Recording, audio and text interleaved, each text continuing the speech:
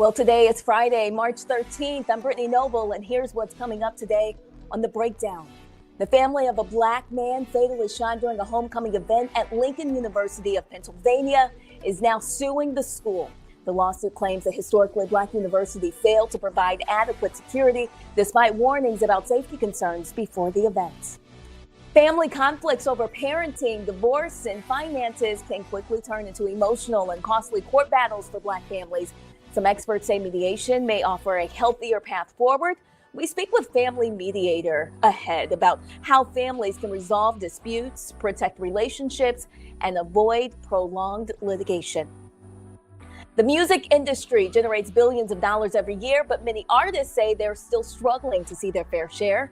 Now, one black tech entrepreneur says he's building a system where creators can finally win. We talk with Connect Music CEO George Monger, who just raised $80 million to help artists track royalties, understand their audience, and take control of their earnings. Plus, a new poetry collection is telling a powerful story of struggle, doubt, and spiritual rebirth.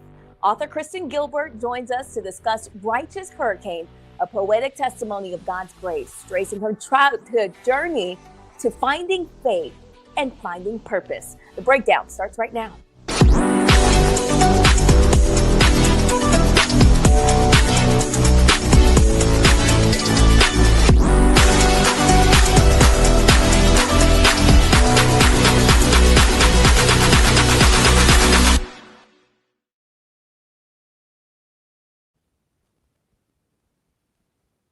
Well, the U.S. Court of Appeals for the Eighth Circuit has ordered the termination of the Saving on the Valuable Education, also known as the SAVE Plan. The Biden administration introduced the SAVE Plan as a more affordable option for student loan repayment, providing greater flexibility that allowed some borrowers to make payments as low as $0 per month. According to a recent update from the U.S. Department of Education, beginning July 1st, 2026, federal student loan borrowers will only have two repayment options: a tiered standard repayment plan or a new income-driven program called the Repayment Assistance Plan. The Education Department reports that approximately 7 billion borrowers are currently enrolled in the SAVE plan. During the ongoing legal challenges, these borrowers have been placed in forbearance and are not required to make monthly payments.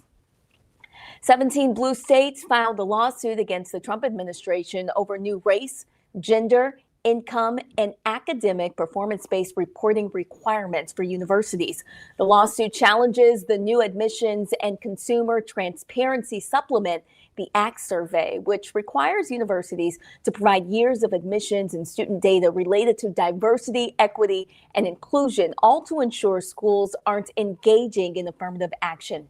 The lawsuit says the sheer amount of data sought through the ACT survey would place a considerable burden on colleges. Blue states say the reporting requirements are costly and could be used by the administration for politically motivated investigations. If universities refuse to abide, they will face government penalties.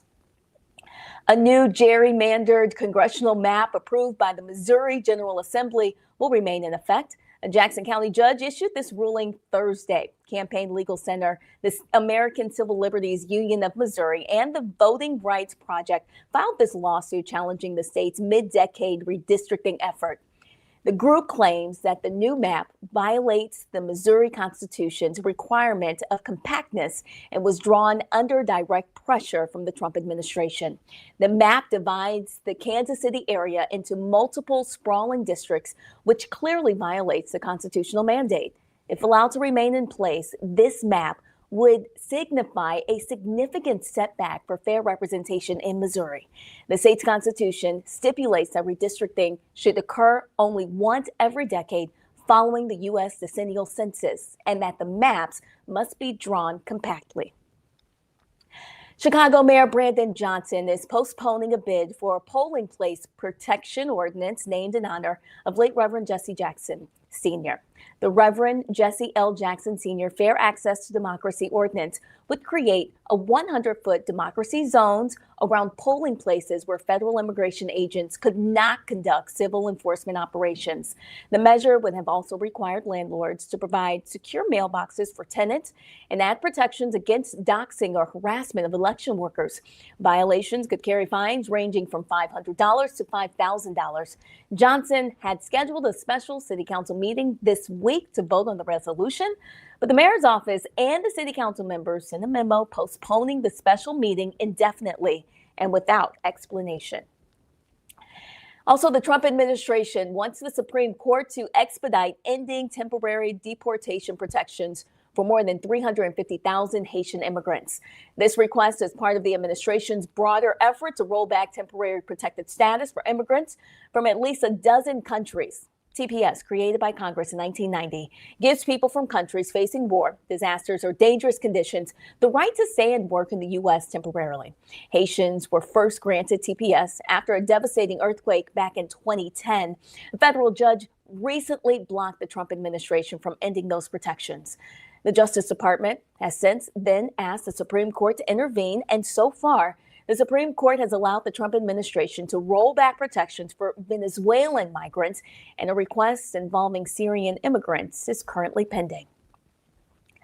A judge in Georgia has ruled that Fulton County District Attorney Fani Willis and her office cannot withhold payment for President Donald Trump's legal fees related to the dismissal of the state's election interference case.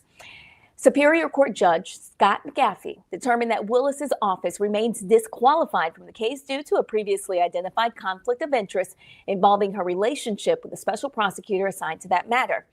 The ruling permits Fulton County to intervene as former defendants, including Trump, seek nearly $17 million in legal fees under a new Georgia law that allows defendants to recover their legal costs when the prosecutor is removed from a case. This request arises from the collapse of the extensive 2023 racketeering indictment, which accused Trump and over a dozen associates of engaging in a coordinated effort to overturn the results of Georgia's 2020 presidential election.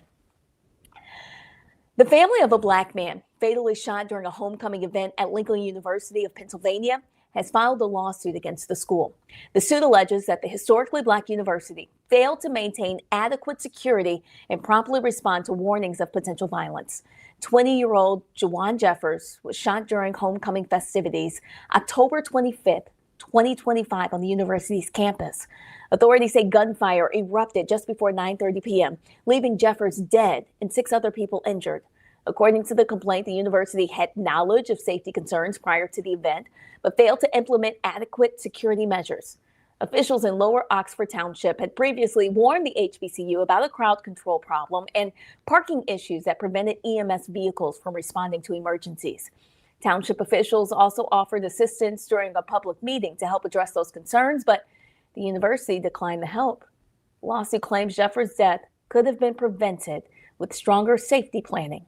The family is seeking punitive damages and says the lawsuit is intended to hold the university accountable and push for improved campus safety.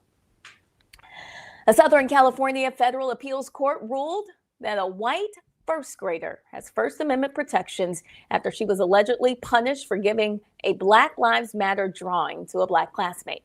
That incident happened in March of 2021 at Viho Elementary School. The students' names are being concealed. A white first grader gave a drawing to a black student after a classroom story about Martin Luther King Jr.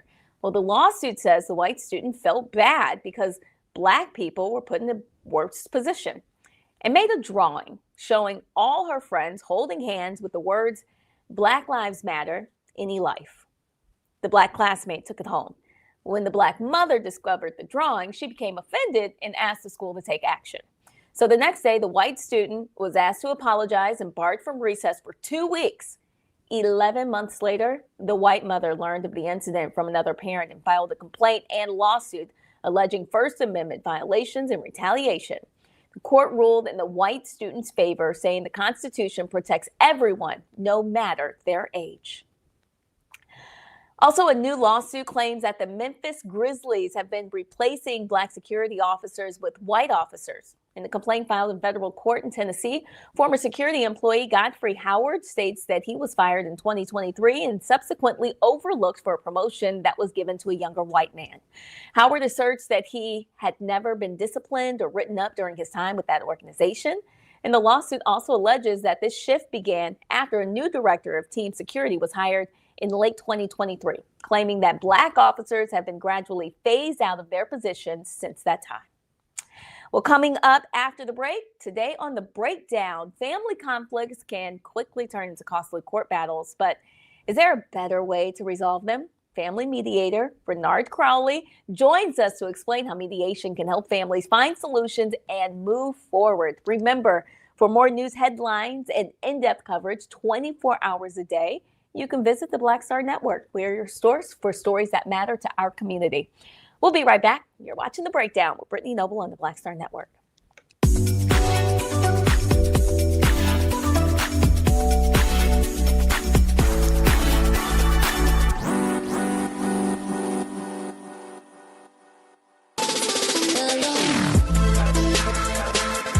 Hey y'all, welcome to The Other Side of Change, only on the Black Star Network and hosted by myself, Bria Baker, and my good sis, Jamira Burley. We are just two millennial women tackling everything at the intersection of politics, gender, and pop culture.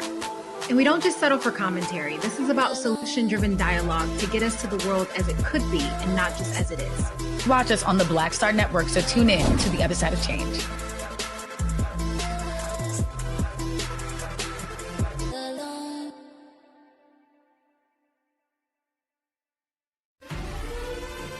Violent white supremacy is, quote, the most persistent and lethal threat in the homeland. The greatest terrorist threat to the homeland is the homegrown violence stream, including hate crime committed on behalf of some kind of white supremacist ideology. They are coming after everything in Black America. MAGA and Donald Trump are specifically targeting Black America. They are going after the money. Attack Black Lives Matter.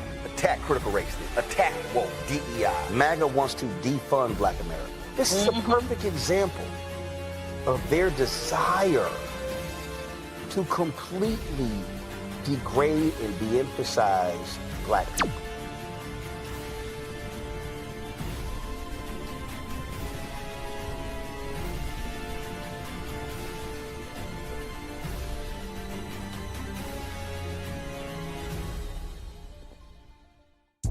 Hi, I'm Swing Cash, Basketball Hall of Famer, and you're watching Black Star Network.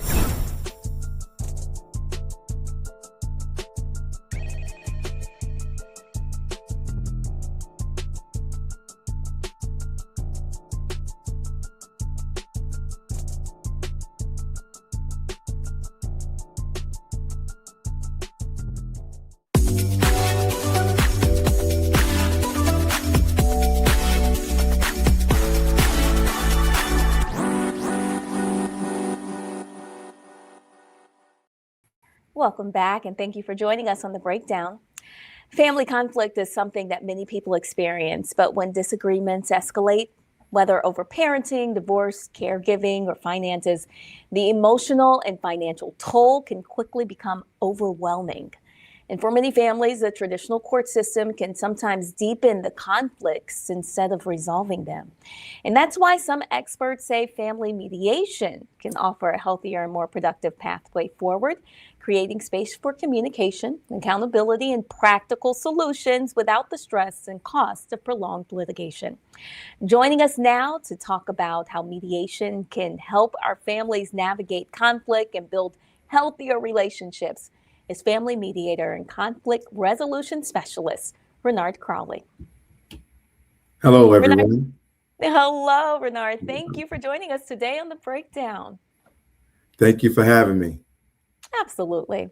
So tell us, for viewers who may not be familiar with this process, what exactly is family mediation? How does it work?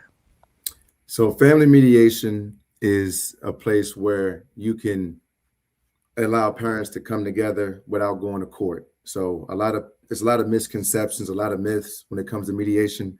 A lot of people tie mediation going to court. But this is a process to where both parents are put in a situation where they are in control of the outcome.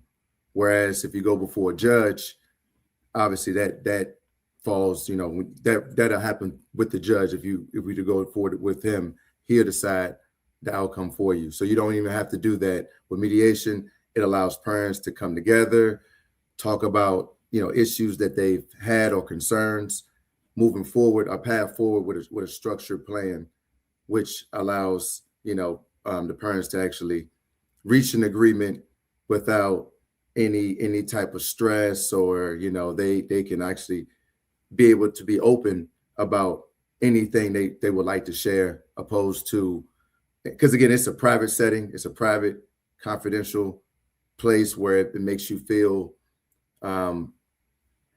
better and more happy to be able to share that information, opposed to going before court, maybe having to get an attorney to litigate, which that could be even more cost for you.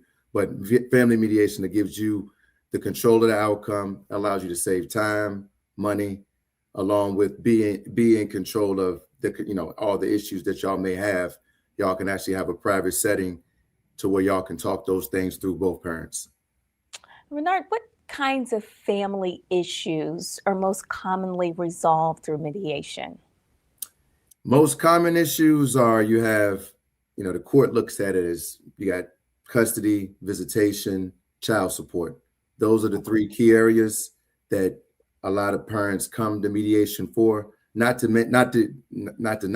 Also include divorce as well.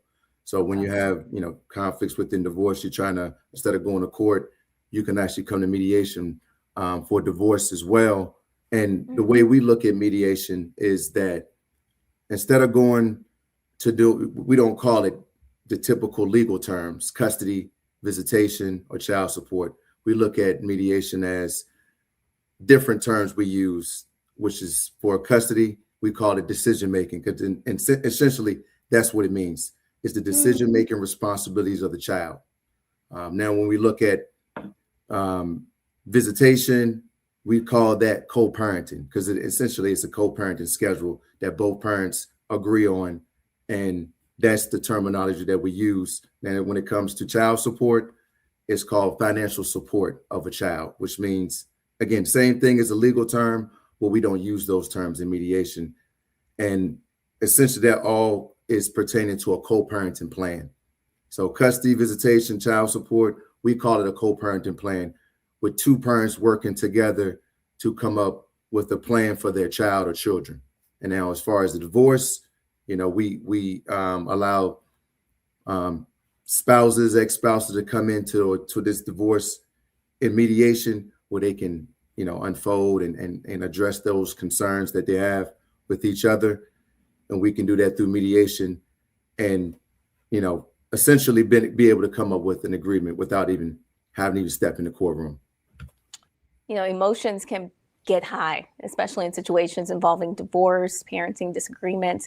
How can mediators keep the conversations productive? So what I like to do is, to keep it productive, is, again, as a mediator, I'm a neutral person, which means that I don't take sides. I don't hold any judgment. I'm here to essentially help the parents be able to reach an agreement. And when things get a little intense, and there are times where, emotions get flared, and this is a very emotional process.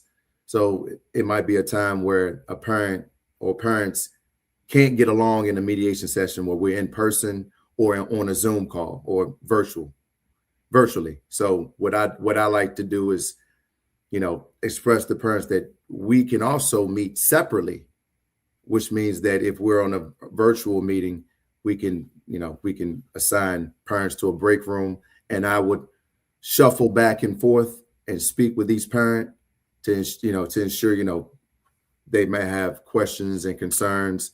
I kind of can talk to them directly without having the other parent there, since we had difficulty making it productive or moving forward on some items.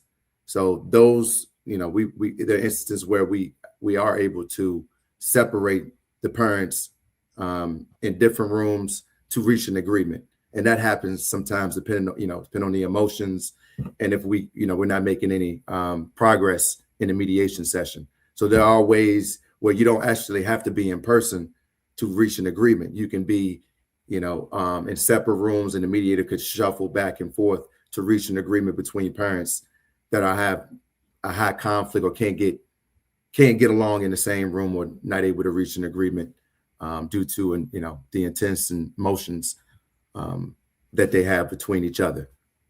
Are there any situations like abuse where mediation is not a viable option and court is actually the best situation?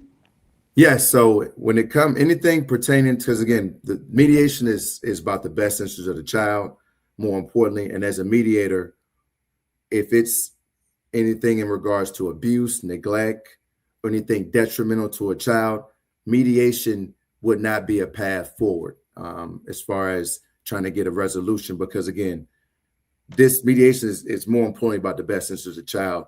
And when we have situations that have abuse and neglect or anything that's detrimental to the child, that would have to go forward to court and let a judge decide on that. Because again, it's, as a mediator, we're considered mandated reporters, which means anything that we hear about abuse and neglect or something detrimental to a child, we have to report that to Child Protective Services. So those type of cases can't come to mediation. Those will have to go forward to court. Understood. All right, Renard, how can we get in contact with you for families that are experiencing issues and need a mediator? How can they connect? They can connect to me. I actually have, I have my website, www.crawleymediationservices.org. You can reach me there. Also on my YouTube, which is YouTube.com/Crawley Mediation Services. And also you can reach me at my direct line, 804-241-7149. That's my business phone. Feel free to reach out if anybody even needs assistance. I'm really more than happy to help out. Renard Crawley, thank you so much for your time and your information. And thank you for joining us today on The Breakdown. Thank you. Thank you for having me. Have a nice day. You too. After the break, we'll show you what happened on Roland Martin Unfiltered last night. Roland broke down the proposal, a safe plan proposal with Congressman Al Green, and why some say it could have some serious consequences for the Black community. That story is coming up. Plus, have you come across a news story that deserves national attention? We absolutely want to hear from you. So please, there's a QR code right there. Submit your questions and comments, and let's connect. I'll see you after the break.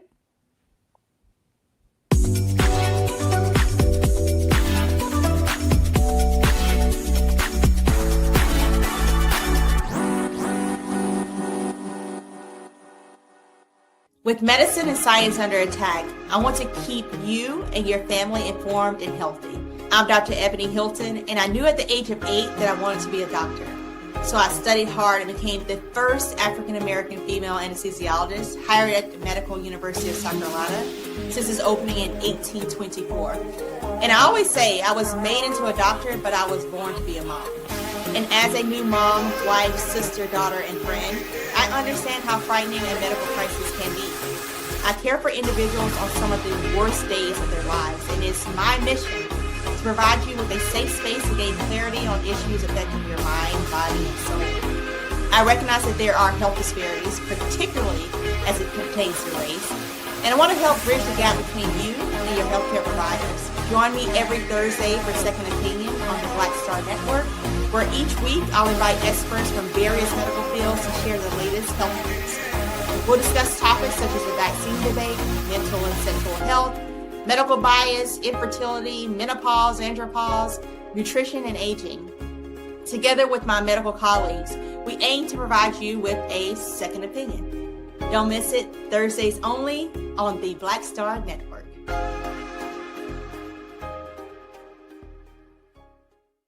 If in this country right now, you have people get up in the morning and the only thing they can think about is how many people they can hurt, and they got the power, that's the time for mourning. For better or worse, what makes America special, it's that legal system that's supposed to protect minorities from the tyranny of the majority. We are at a point of a moral emergency. We must raise a voice of outrage. We must raise a voice of compassion. And we must raise a voice of unity. We are not in a crisis of party versus party. We are in a crisis of civilization, a human rights crisis, and a crisis of democracy itself. And guess what? You've been chosen to make sure that those that would destroy, those that would hate, don't have the final say, and they don't ultimately win. I'm Risa Colbert, and you're watching the Black Star Network.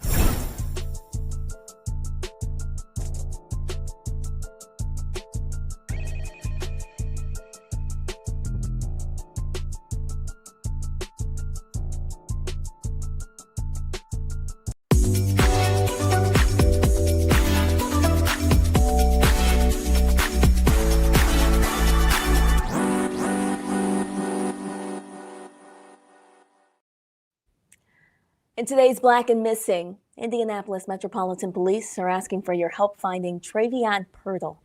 The 18-year-old has been missing for a few days now. He went missing March 7th.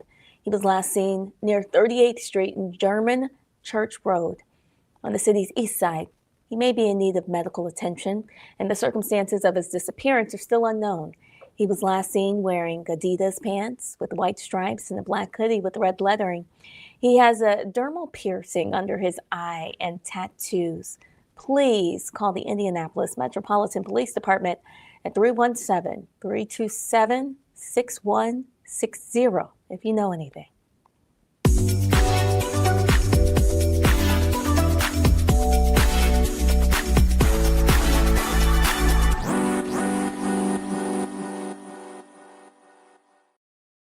Well, in case you missed it on Roland Martin Unfiltered, Roland talks about Republicans pushing the SAVE Act with Democratic Congressman Al Green and the horrible forecast it will present for Black Americans. All the Save America Act, Republicans are saying, how dare Democrats oppose this? What's wrong with voter ID? Democrats and Republicans all say it's all good. But the reality is the Save America Act is not just about voter ID. I told y'all before, I have a Texas driver's license. What Republicans are saying is my Texas driver's license not good enough. I got to get another ID. Okay, now it's a passport. Now they're putting, oh no, you got to prove you're a citizen. Wait a minute. Why do I have to prove I'm a citizen? You already have laws on the books that keep folks who are not citizens from voting. It's a sham. And they are trying to play the okie doke. Congressman Al Green of Texas joins us right now. I'm glad to have you here, Congressman. And now we got a battle going on in the Senate. Donald Trump, they're trying to force senators to end the filibuster or make it a talking filibuster. You got longtime Texas Senator John Cornyn, who was against that. Now all of a sudden, because he's trying to kiss Trump's ass to get an endorsement again his runoff against Ken Paxton, now he says, oh, now he's for it. The reality is that the Save America Act is trash and has no business being made law. I concur with you, and I do concur with you about people taking positions for political expediency. This act would not allow me to vote with this piece of identification. This is the piece of identification that I use to vote for issues of war and peace, $1 trillion budgets in Congress, but I can't use this identification to vote. I tested the system myself. I went in without a driver's license and I said, I want to vote. And they required me to get a birth certificate. I sent off for my birth certificate. I have sent money and I have not received it. And that has been years ago when I tested the system. The point is, it is not as easy as some people might think for people to get a birth certificate. There can be all kinds of complications associated with it once you get into the process of trying to acquire it. And if you do acquire it, your birth certificate may not align with what you have been identifying yourself with over the years. Women, when they marry, they sometimes will drop their name that they have, their given name, and they'll then accept another name, their husband's name, for example. And when they do that, their name, the last name won't align with what they have on the birth certificate. So as a result, we find people are going to be having these problems registering to vote. And then if you register and the registration is done inappropriately, the person who registers you can be sued. So there is a private right to sue people who perform the registration and they don't do it properly. It imposes a lot of burdens on people that are unnecessary, especially given that we don't have a large number of people who are alleged to have voted improperly in this country. We are fighting a fight that doesn't exist, but we're creating a fight such that people will have to fight their way into the polls to vote. Yeah, it's a solution looking for a problem. That's what it is. And they don't want to be real about this. And again, what they're trying to do is they're trying to gaslight folks by saying, well, how dare Democrats be against this? I mean, look at the number of Democrats who agree with voter ID. The issue is not voter ID. Here's a perfect example. You take, look, you're there in Texas. I'm born and raised in Texas. I still vote there. In Texas, when they passed the law in Austin, they would not, if you were a student at a state university, that is a state university, you could not use your student ID to vote, but if you had a gun permit, you can use that. Well, wait a minute. A state ID is a state ID. That's a perfect example of them saying, no, we want ID, but we don't want all forms of ID. So we're not going to allow that ID because they don't want those students at state universities to be voting because they believe, oh, they may be voting more Democrat than Republican. That's a perfect example of how Republicans don't like all forms of ID. No, they want to specify exactly which form of ID. Yeah, and the perfect example with the continuation of it is Prairie View A&M University. The students at Prairie View A&M University have had problems trying to not only register to vote, but actually voting. They actually at one time divided the campus such that some people could vote on campus and others would have to vote elsewhere. They have, over the years, found clever ways to prevent people of color from voting. And it applies to us more so than others because of the history in this country of our being birthed. Many people were born, if you're as my age, midwifery was a means by which you acquired your first breath of air. And as a result, the records are not as exact as one might think until you start to explore this possibility of getting a birth certificate. Many of the people that I represent, they're not going to travel out of the country. They have no passport, so they've not bothered to try to acquire a passport. So that's out of the question. So they're only left with this birth certificate option. And sometimes it really does cost more than some people can afford. It cost me about $60 to make this application. Now, that's not a lot for me, I confess, but there are some people who are making minimum wage, living from paycheck to paycheck. They've got to now spend some of their additional money on this ID, and that can be a burden for them. So what I believe is this: we have to fight this. And one of the ways to fight it is to vote against it. I'm going to vote against it. It does not matter what they say. This is a voter suppression. It is a latest form of some sort of nouveau poll tax when you have to now buy another ID so that you can vote. I'm antithetical to it. I'm going to vote against it. And I encourage others to stand up to this as well.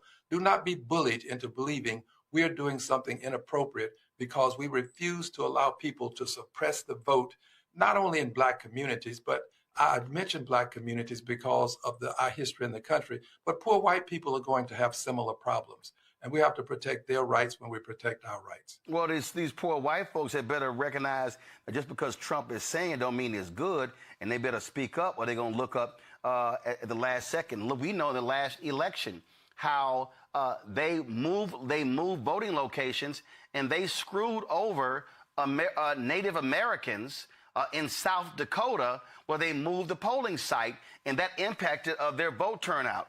Norm Ornstein, I'm looking for the tweet right now, and I saw this tweet yesterday, and I thought it was interesting. Now, first of all, let me be perfectly clear. I don't believe we have to have new forms of IDs, but one of the things that he said is, man, I'm trying to find the tweet. I'm going to paraphrase. He said, what Democrats should do is Democrats should put forth a bill calling for voter ID, but what they should do is they should say that the federal government is going to mail for free an ID to every American who cannot afford a new one. He said, and then let's see if Republicans stand up for that. I'm going to find the actual tweet so I can read the actual thing. But that was the thing that I've always said. Okay, since y'all want a government ID, fine. I can't think of, listen, if Pete Hegseth can buy lobster and stuff like that at the Pentagon, if Donald Trump can sit here and waste taxpayer money, him flying back and forth playing golf. Okay, let's do this here. The federal government says we're going to establish a federal government ID, and we're going to offer that for free to every American citizen. I guarantee you the Republicans will absolutely say no to that. And I'm saying, hey, what more American is that to say, here's a free government-approved ID for every American citizen? I absolutely would agree with that, because it lifts the burden of having to get your ID from another state, which was the case with me. I live in Texas. I was born in Louisiana in Charity Hospital. The hospital is no longer there. And it would take the burden off of the person to have to now search out other states for an ID. And sometimes that can be very complicated. It's not as simple as one might think. I agree with you. Let's have the state bear the burden of giving everybody the ID. I don't think that people in general oppose the ID. It's the process that creates the problem. And not only the process, but now this added notion that a person can be sued for simply registering a person improperly. That's going to create a lot of consternation in the minds of people who have this function of registering people to vote. They will probably deny a person rather than risk being brought to court and charged with some sort of civil offense. So I would hope that people would understand that we have to stand against it. I don't want people to be bullied into doing anything, especially when it comes to this right to vote. As you know, we're losing a lot of our other rights under the Voting Rights Act.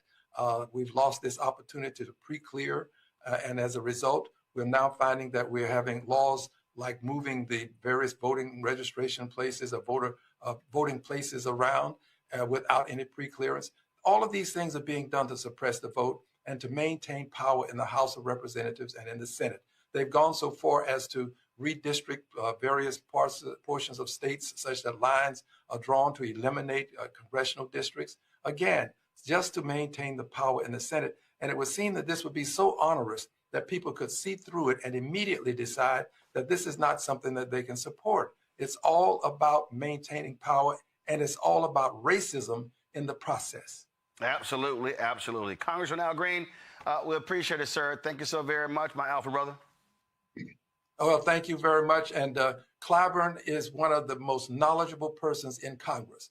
If you lose Clyburn, you're going to lose a lot of knowledge in the Congress. Absolutely. All right, we're going to talk about that a little bit later as well. I appreciate it. Thanks a lot. Thank you. I'm going to bring my panel now on Dr. Nola Haynes, Georgetown University School of Foreign Service out of D.C., Win Cooney, co-founder of Politicking out of D.C., Reese Colbert, host of the Reese Colbert Show out of D.C., will be joining us in a few.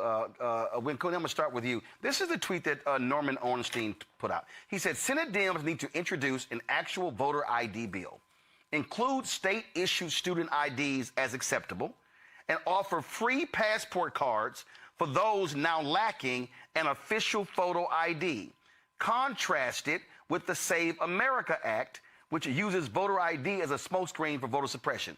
He's right. And see, now all of a sudden, now Republicans, okay, wait, what's the problem?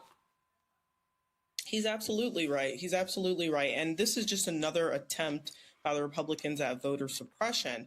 If you really want true equity and equality in this country, particularly when it comes to voting, that's exactly what you would do. You would not only implement a system that works, which again, the system that we have currently already has proven that it works. There is not a bunch of people that don't have government IDs going to vote. That's number one. Number two, once you make the burden upon the state, they see how much of a financial waste of time, money, and energy it actually is. But what they want is they want to target vulnerable populations, people that generally don't have, real IDs or don't have passports or may have misplaced their birth certificates. So vulnerable populations that may not have access to these things, and target those people and keep them out of voting precincts. This is simply unethical and it's unconstitutional. Well, and the other thing that people have to know, Nola, in understanding this, and this is right here. This is from the Bipartisan Policy Center. This is bipartisanpolicy.org. 5 things to know about the Save America Act. And this, it says right here, in terms that they lay out really what's going on here. But here's what people don't know about this deal. They already say right here, citizenship is already a requirement. Instances of non-citizen voting, extremely rare. Now, when you start going on, many eligible citizens don't have documentary proof of citizenship because you don't have to. You don't have to have if you don't have a passport, other than that, you don't need to prove you're a citizen. You're a citizen, okay? Then all of a sudden, there are multiple ways to verify citizenship that puts responsibility on government, not voters. But here's the other thing, and this is the Jedi mind trick, Nola. Republicans, well, what's the problem? It's voter ID. Democrats support voter ID. Republicans support voter ID. Why are you afraid of ID? You need an ID to get into a building. No, the Save America Act also bans mail-in voting, except in extreme cases. It's what they always do, Roland. You know, it's a messaging trick. It is this idea of saying something, you know, to normalize it. You sound like the sane person in the room. You know, you present an argument that seems absolutely sane and you're speaking calmly and you're speaking in a specific tone. These are all messaging tricks. And we all know that the GOP Republicans, they do it well. They have it on lock. But I am very happy that this conversation is happening, that the realities of the SAVE Act is being talked about. And to your point, I've never in my entire life, you know, and as an American citizen, had to prove the fact that I'm an actual citizen. So that's weird and it feels uncomfortable and it feels like a direction we shouldn't be going in. But the last thing I'll say about this is the same thing with the gerrymandering, right? The same excuses that they use to manipulate the courts to get the result that they want. This is yet another tactic.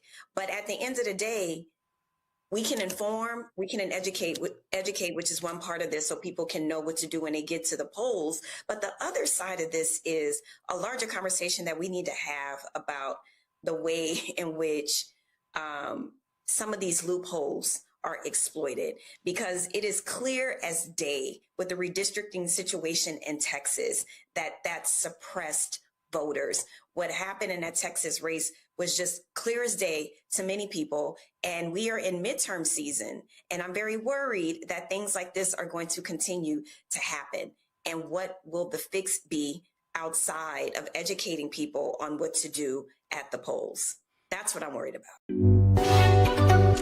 Well, coming up tonight on Roland Martin Unfiltered, we have an exclusive interview with the attorney representing the Black woman who was forcibly removed from her car by a Texas police officer, and the co-founder of the National Target Boycott, who insists that the boycott is still ongoing. Join us for all of this and more tonight, 6 p.m. Eastern, only on the Black Star Network on Roland Martin Unfiltered. Well, coming up after the break today on The Breakdown, the music industry generates billions of dollars, but many artists say they still aren't getting paid fairly. We talk with the Connect Music CEO, George Monger, who just raised $80 million to help artists track their royalties and take control of their earnings. Stay with us. You won't want to miss this conversation. Plus, if you like the work that we do, your support is critical to what we do. You can support us via Cash App using the Stripe code. It's in the bottom left-hand corner of your screen right there. You can help us out with credit cards, PayPal. You can use Venmo, Zelle. If you're old school, you can send a check or a money order. There's the information there on the screen. Our goal is to raise $1 million by December 31st, and so we really need your support to make that happen. Stay with us. We have another interview on the other side of the break on The Breakdown.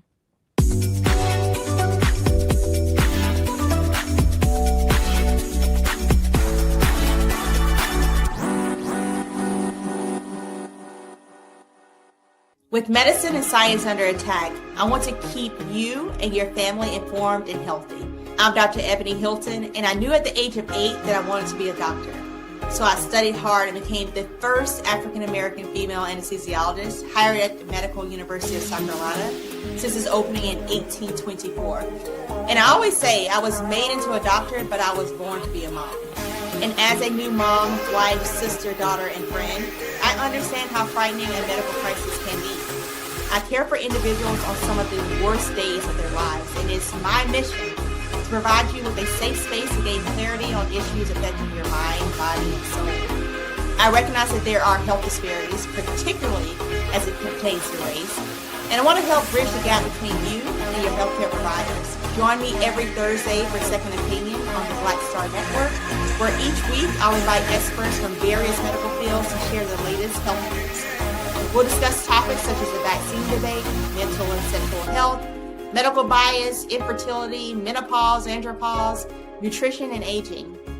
Together with my medical colleagues, we aim to provide you with a second opinion. Don't miss it, Thursdays only on the Black Star Network.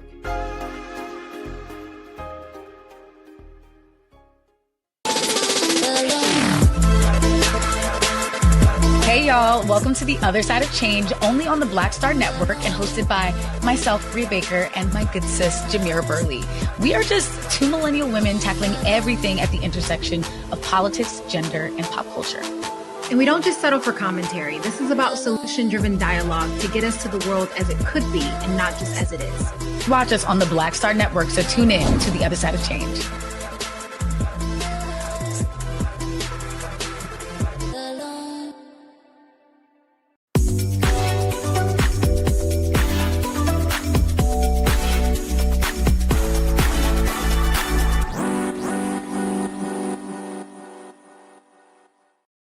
Okay, welcome back to the breakdown. This is the Noble Spotlight, and today, the music industry. Well, it generates billions of dollars every year, but many artists say they are still struggling to see their fair share of the money. So our next guest is trying to change that. George Monger is the president and CEO of Connect Music, an AI-powered royalty intelligence platform, all designed to give artists transparency, ownership, and real-time insight into their earnings and audience data. Through a tool called Connect Deck, artists can track their royalties as they happen and better understand who is actually listening to their music. Monger recently raised $80 million to grow Connect Music and expand its mission of helping artists finally win financially in the music business. And today, he joins us, George Monger, president and CEO of Connect Music. George, welcome to the breakdown. Thank you for having me. Absolutely. So tell us, why do creators actually struggle to benefit financially from their own work? Well, the music industry, perhaps by design, is a complex space. And what we saw with the rapid growth of the music streaming business is an industry that's about $15 billion. And about $5 billion of that usually comes from hip hop and R&B, from Black music. And so what I wanted to do was simplify that stream and identify opportunities for artists to grow. So particularly for writers and producers, there's almost $1 billion every year of black box monies that should be collected and paid to those writers and producers. And so we wanted to build the operating system or the platform that would allow rights holders to focus on the creativity while still having access to the tools that major labels may have, and have the financing that you would typically have to give up your copyright ownership and get stuck in that vicious cycle of the major companies make you famous while they make themselves rich. Why has that level of transparency been missing in the music industry for this long? Well, I think that so long we've had an industry that is in a space of we win, you lose. And what we want to do is create a win-win where we have artist partners who maintain ownership of their copyright while at the same time have access to capital, have the insights and analytics and data modeling to predict and show where their customer is, and still create an opportunity for them to have the financial reward. So when they decide that they want to sell their catalog or hold it for long-term, the intellectual property long-term for their family, that they have the right to do that, so that they're not, recouping. And in the music industry, this is the term where you take $1 million advance, you have to pay back $8 million in sales in order for you to recoup. And sort of at the end of that loan, you don't own those copyright. The company that gave you that money does. Tell us how your company is able to help artists use that data to make smarter decisions about their careers. Sure. So with the artist, they're able to log in. We get our data directly from our streaming partners. So when you can recognize that your audience is in Texas, you probably shouldn't be spending marketing money in California if you have virality or opportunity in a specific market. As you grow around that market, you start to identify lookalike audience. Again, an 18 to 24-year-old is your customer. You probably shouldn't be marketing to a 50-plus-year-old demographic if you're not seeing growth there. One example, one of our artists, Don Tripp, he started to work with us in 2023. He had just under 100 million streams. And because we hyper-focused in on his audience, which was an older demographic based on how his music performed, he's now at more than 1 billion streams in millions of dollars as a result of working inside of our playbook. Oh, that's incredible. And as I understand, you recently raised $80 million for Connect Music. That's right. Tell us more about that investment. Yep, we raised that equity. We raised that investment primarily for us to fuel the growth of the business, but that allows us to invest in more artists and artist catalogs to help them grow. And in some cases, those who are looking to sell, we can acquire those. But for most of those, they're looking for a partner, not for an owner. You know, before we wrap this up, your story is very unique. Just tell us how you were able to get to this point in your life, because you haven't always been this put together, if you will. So my background, I started with a classical opera singer and didn't enjoy personal services. I spent quite a bit of time locally here in Memphis in politics in Shelby County Election Commission to hopefully right some of the wrongs we were seeing. And then I really got passionate about how we could help writers, producers, and artists. And so helped launch a music nonprofit and ultimately led the Memphis Symphony Orchestra as chief operating officer through its financial challenges before getting back into the for-profit space and really finding a sweet spot here in launching Connect Music in 2020.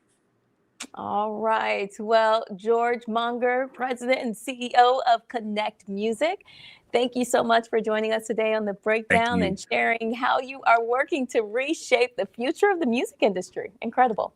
Thank you for having me. I appreciate it. Absolutely. All right. Coming up after the break, another powerful story. This one of faith, struggle, and spiritual rebirth told through poetry. Stay with us. You're watching The Breakdown.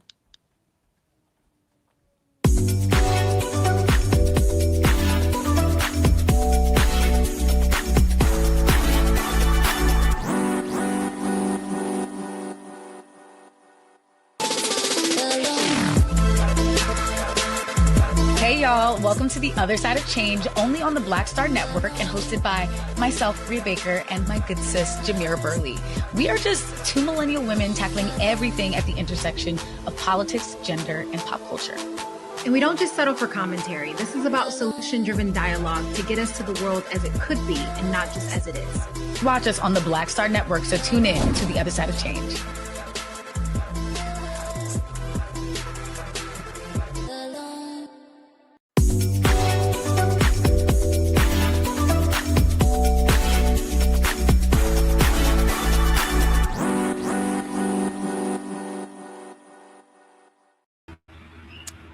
Righteous Hurricane, a poetic testimony of God's grace by Kristen Gilbert, is a raw and redemptive collection of poetry that spans from the age of 15 to adulthood. The book is divided into 3 parts, each reflecting a different phase of the author's journey: the shadows of adolescence, confronting doubt and inner darkness, and spiritual rebirth. She joins us now on The Breakdown to talk all about her new book. Kristen, welcome to The Breakdown. Hi, thank you so much for having me. Absolutely. Thank you so much for joining us. Tell us a little bit about your journey and how you were able to write this book. Well, the way that I kind of started on my journey is I started writing poetry at the age of 15. And so the book actually has poems from when I was 15 to about 35. And I struggled a lot as a teen with like depression and anxiety, just from different things that happened in my life, in my personal life. And as I grew older into my 20s, it just seemed like it wasn't really going away. I've always been a Christian. I've always been a believer of Christ. But as life went on, it just seemed like things got darker and harder for me. And I reached out to the Lord and just was like, what am I missing here? Like, what is the problem? And my mom actually really helped me. And she was just like, you need to dig deep into the Bible. You need to dig deep into the word. And I just started reaching and digging, and the Lord answered.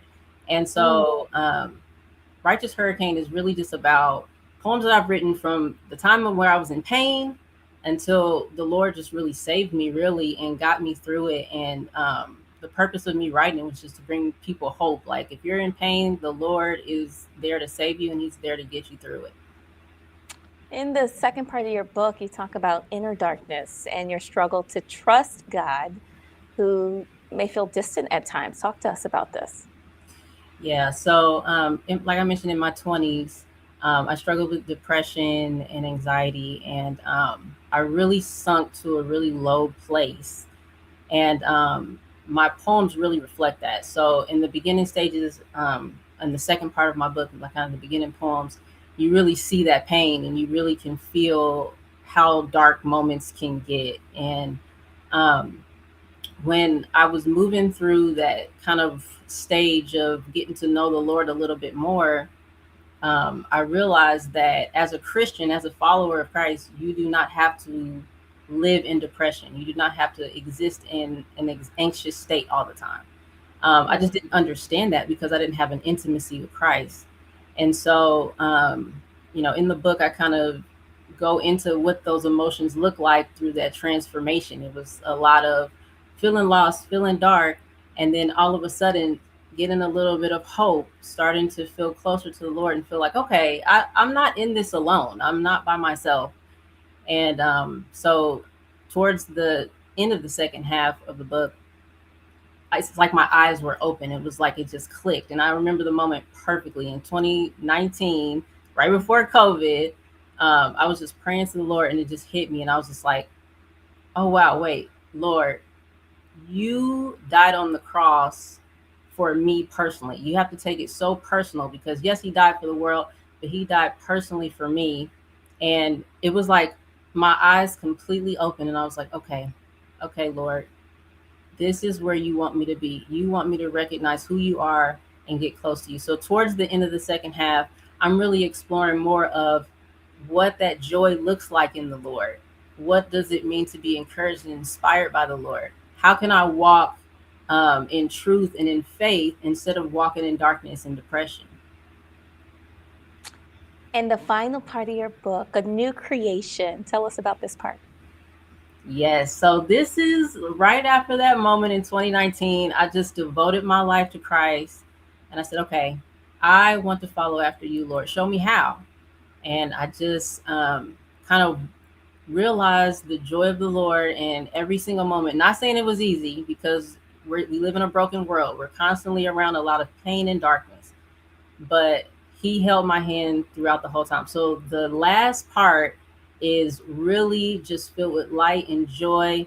And it's in my life personally, what I've experienced from the Lord, which has just been, I feel a lot more uplifted. Depression doesn't haunt me anymore. And it's really meant, in the last stage of the book, it's really meant to show people that if you give your life over to darkness, you will live a life of darkness. But if you give your life over to Christ, you will live a light and joyful filled life, no matter what comes your way. And so I have poems in there that demonstrate that. They they show how you're going to have moments where it seems like you have no help, and it's going to be dark, and it's going to be depressing. But that does not mean that you don't have hope. It does not mean that it's the end. And so through that last part, I really just tried to give encouragement. And these are real moments from my life that I drew inspiration from to write these poems and encourage people to know that you have hope in Jesus, and to just keep on moving no matter what. Kristen, thank you so much for joining us and for sharing with us your story. Thank you so much for having me. Absolutely. Your book is called Righteous Hurricane, a poetic testimony of God's grace. We can get that on Amazon, right? Yes, it is available on Amazon. And it's available. I have some links on my Instagram and Facebook as well. You can find me at Kristen_author on Instagram, and then Kristen Gilbert on Facebook. You can find me there. Perfect. Kristen, thanks so much for joining us. Thank you. That will do it for us today on The Breakdown here on the Black Star Network. Thank you so much for spending part of your day with us. Be sure to keep the conversation going online. You can find me at The Noble Journalist and connect with me, and I'll see you again on Monday, noon Eastern, here on the Black Star Network. Have a great day.